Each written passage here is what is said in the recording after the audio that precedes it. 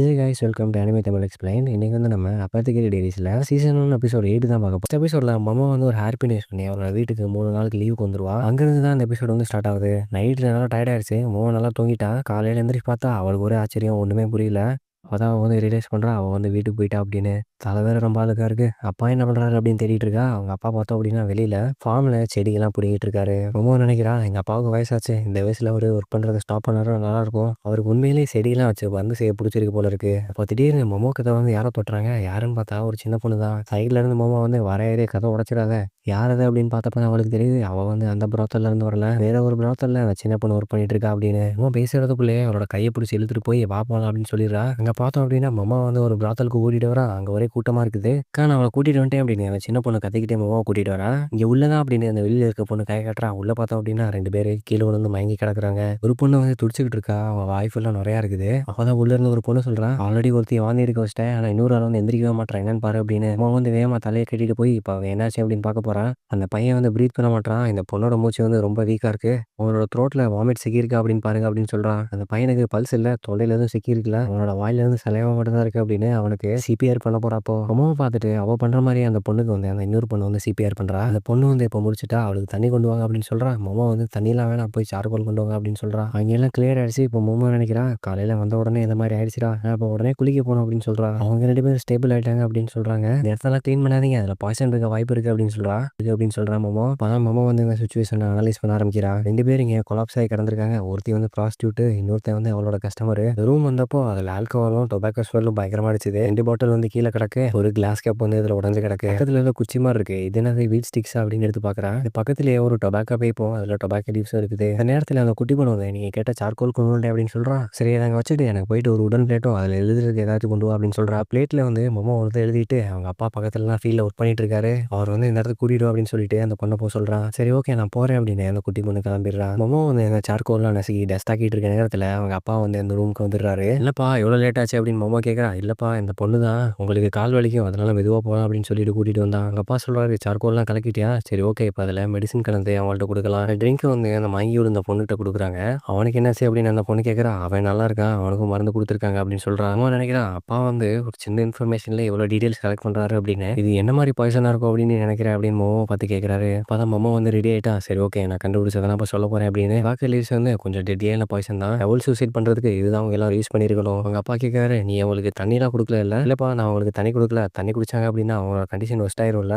ஆமா அது கரெக்ட் தான், வயித்துல இருக்கிற அந்த கேஸ்ட்ரிக் ஆசிட் எல்லாமே பாய்சனை கொஞ்சம் ஸ்லோ டவுன் பண்ணும். நம்ம தண்ணி குடிச்சிட்டோம் அப்படின்னா அது வந்து டைல்யூட் ஆயிரும். ஒருவேளை பாய்சன் வந்து தண்ணியில டைல்யூட் பண்ணியிருந்தாங்கன்னா என்ன பண்றது அப்படின்னு அவங்க அப்பா கேட்கறாரு. அப்பதான் மாமா நினைக்கிறான், அட ஆமா வாமிட்ல கூட எந்த ஒரு டொபாக்கோ லீவ்ஸ் இல்லையே, இந்த ஒரு டீட்டெயிலாக நான் மிஸ் பண்ணிட்டேன் அப்படின்னு மாமா நினைக்கிறா. பாய்சன் வந்து தண்ணியில டைல்யூட் பண்ணியிருந்தாங்க அப்படின்னா கொஞ்சம் தண்ணி குடிக்கிறது நல்லதுதான். இங்க வந்து பார்த்தோம்னா கீழே இருக்கிற பிராத்தல் லேடி வந்து அவங்களுக்கு ஸ்நாக்ஸ் எல்லாம் கொடுத்துருக்கா. அங்க எல்லாரும் உட்காந்து இப்ப பேசிட்டு இருக்காங்க. அவன் நினைக்கிறான் கஸ்டமருக்கு எடுத்த ஸ்நாக்ஸ் எடுத்து நம்மளுக்கு கொடுக்குறா, ரொம்ப ஜெனரஸா இருக்காளே இவ. அந்த லேடி வந்து அவங்களுக்கு வச்சிருந்த ட்ரிங்கை வந்து ஒரு வீட் ஸ்ட்ரா போட்டு குடிக்கிறாங்க. அப்பதான் மாமா வந்து நினைக்கிறா இதை வச்சு இப்படிதான் சாப்பிடணும் போல இருக்கு, லிப்ஸ் வந்து கப்பல படாம சாப்பிடலாம். அந்த அம்மா வந்து அவங்க அப்பாட்ட சொல்றான், நீங்க உண்மையிலேயே எங்களை காப்பாத்திட்டீங்க, இந்தாங்க அதை ஒரு டோக்கன் ஆஃப் அப்ரிசியேஷன் வச்சுக்கோங்க அப்படின்னு ஒரு பவுச்ல நிறைய காசு கொடுக்குறான். அப்பா சொல்றாரு, ஐயா இதெல்லாம் எனக்கு வேணாம் அப்படின்னு. மாமா வந்து தடுத்துடுறான். டாடி இந்த மாசம் ரெண்டு கட்ட நீ காசு வச்சிருக்கேன் அப்படின்னு கேட்கறா. அவர் கொஞ்ச நேரம் யோசிச்சுட்டு அட ஆமா அப்படின்னு இந்த காசை வாங்கிறாரு. அம்மா வந்து நினைக்கிறா ஒருவேளை இது உண்மையிலே டபுள் சூசைடா தான் இருக்க வாய்ப்பு இருக்கு. இந்த மாதிரி வந்து பிளஸர் டிஸ்ட்ரிக்ட்ல அடிக்கடி நடக்கும். பொதுவா பையனால காசு கொடுத்து அஃபோர்ட் பண்ண முடியாது. அந்த பொண்ணுக்கு பிராத்தல்ல டைமும் அதிகமா இருக்கும். அதனால 2 பேருமே ஒண்ணா முடிவெடுத்து சூசைட் பண்ணிப்பாங்க. இந்த ஆள் வந்து பார்த்தோம் அப்படின்னா நல்லாவே ட்ரெஸ் பண்ணியிருந்தான். பார்க்கவே ரொம்ப ஸ்மார்ட்டா இருந்தான். அவனுக்கு காசு பிரச்சனையோ இல்ல பொண்ணுங்களோட பிரச்சனையோ இருக்கிற மாதிரி தெரியல. இருந்தாலும் என்ன நடந்ததுன்னு தெரியலையே அப்படின்னு அவன் யோசிச்சுக்கிட்டே இருக்கா. அந்த நேரத்துல தூரத்துல அந்த குட்டி பொண்ணு வந்து ஒரு இடத்துக்கு நடந்து போறத அவ பாக்குறா. அப்படிங்க நான் வந்துடுறேன் அப்படின்னு அந்த குட்டி பொண்ணை ஃபாலோ பண்ணி ஒரு ரூம்குள்ள போறான். அவனுக்குள்ள பார்த்தோம்னா ஷாக்கிங்கான விஷயம் நடக்குது. என்ன அப்படின்னா அந்த குட்டி பொண்ணு வந்து கையில கத்தி வச்சு அந்த மயங்கி கிடந்தால வந்து கொல்ல போறான். அவன் வேகமா ஓடி போய் அவளை தடுத்துட்டா. அந்த குட்டி பொண்ணு வந்து ஃபைட் பண்றப்போ மொமோ வந்து அவளை தலையில ஒரே அடி அடிச்சு கீழே படுக்க வச்சிடறான். நீ ஏன் தடுத்தீங்க, இந்த ஆள் வந்து சாக வேண்டிய ஆளு அப்படின்னு சொல்றான். ஆனா அவளால மொமோ கூட வந்து ஃபைட் பண்ண முடியல. திடீர்னு அந்த நேரத்துல அழுகுற சத்தம் கேட்டு பின்னாடி இருந்தே ஒரு பொண்ணு வந்து ஓடி வந்துடுறா. என்னடா பண்றீங்க, என்ன நடக்குது அப்படின்னு வந்து கேட்கறா. நீ நடக்கிறதெல்லாம் பார்த்துட்டு மொட்டனா கொஞ்சம் தனியா பேசலாமா அப்படின்னு மொமோ பார்த்து கேட்கறான். அது ரூம்ல 3 பேரும் உட்காந்து பேசிட்டு இருக்காங்க.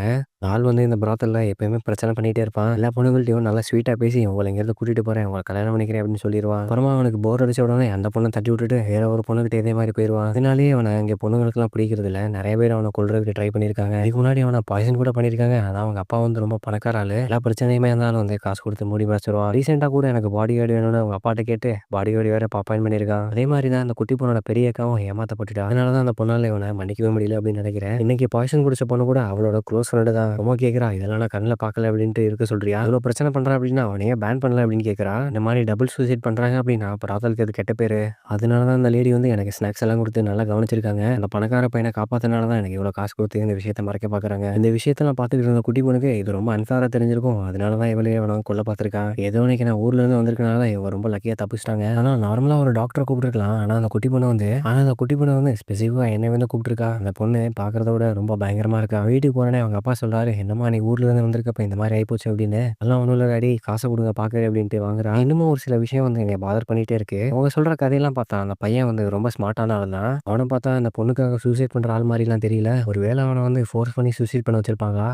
இல்ல அப்படி நடக்க வாய்ப்பில்ல. யோசிக்கிறத பார்த்து அவங்க அப்பா வந்து சொல்றாரு, "நீங்க வந்து மைண்ட்ல நினைக்கிறத வச்சு மட்டுமே முடிவு பண்ணாத மொமோ. டாடி நீங்க ஆல்ரெடி உண்மைய கண்டுபிடிச்சிட்டீங்க தானே" அப்படின்னு மொமோ கேட்குறா. அவங்க அப்பா சைலன்ட்டா உட்காந்துருக்காரு. மறுபடியும் மொமோ உட்காந்து தெளிவா யோசிக்க ஆரம்பிச்சுட்டா. அவளுக்கு கிடைச்ச இன்ஃபர்மேஷன ஒண்ணு ஒண்ணா ப்ராசஸ் பண்ணிட்டு இருக்கா. பக்கத்துல எல்லாரும் சொன்னது, அங்க நடந்த விஷயங்கள், அவ கண்ணால பார்த்த பொருட்கள் எல்லாத்தையுமே ஒண்ணா கலெக்ட் பண்ணி கன்க்ளூஷனுக்கு கடைசியில வரா. என்ன அப்படின்னா, இது வந்து ஒரு டபுள் சூசைட் கிடையாது. இது வந்து ஒரு மர்டர் அப்படின்னு. அவங்க அப்பா சொல்றாரு, "இது ஆல்ரெடி முடிஞ்சு போச்சு விட்டுறலாம்ல" அப்படின்னு. அம்மா அங்கிருந்து கிளம்பி ஸ்ட்ரீட்ஸ்ல நடந்து வந்துட்டு இருக்கா. வர வழியில இது எப்படி நடந்திருக்கும் அப்படின்னு யோசிச்சுக்கிட்டே வரா. அந்த ப்ராஸ்டிடியூட் தான் அவன கொல்ல பார்த்துருக்கா அப்படின்ற விஷயம் அம்மாவுக்கு வந்து இப்போ தெரிய வந்துருச்சு. அவங்க வந்து ட்ரிங்க்ஸ்ல டொபாக்கோ கலந்த பாய்சன் வந்து யூஸ் பண்ணியிருக்காங்க. அவனுக்கு டவுட் வரக்கூடாதுன்றனால அவளும் அந்த ஜூஸை குடிக்க ஆரம்பிச்சிட்டா. அந்த ஜூஸை அவளும் குடிக்கிறா அப்படின்னா அவனும் கொஞ்சம் நம்ப ஆரம்பிச்சிருவா. ஆனா அவ பாய்சன் குடிச்சா அப்படின்னா அவளுக்கு வந்து கொஞ்சம் ஆபத்தாயிரும். அந்த இடத்துல தான் அவ வந்து ஒரு ட்ரிக் யூஸ் பண்ணியிருக்கா. அப்பல 2 ட்ரிங்கை ஊத்திருக்கா. அந்த 2 லிக்விடுமே டிஃப்ரெண்டான திக்னஸ்ல இருக்கனால இந்த ஜூஸுமே மிக்ஸ் ஆகல. ஹெவியான ஜூஸ் வந்து கீழே ஊத்திட்டு அதுக்கு மேல லைட்டான ஜூஸ் ஊத்திடுறா. அதனால அந்த ஜூஸ் வந்து இப்போ டபுள் லேயர் ஆயிருச்சு. அப்புறமா அந்த வீட் ஸ்ட்ரா வச்சுட்டு அவ கீழே இருக்கிற ஜூஸை மட்டும் குடிச்சிட்டா. நான் பாய்சன் பார்த்தோம் அப்படின்னா மேல இருக்கிற ஜூஸ்ல தான் இருக்கு.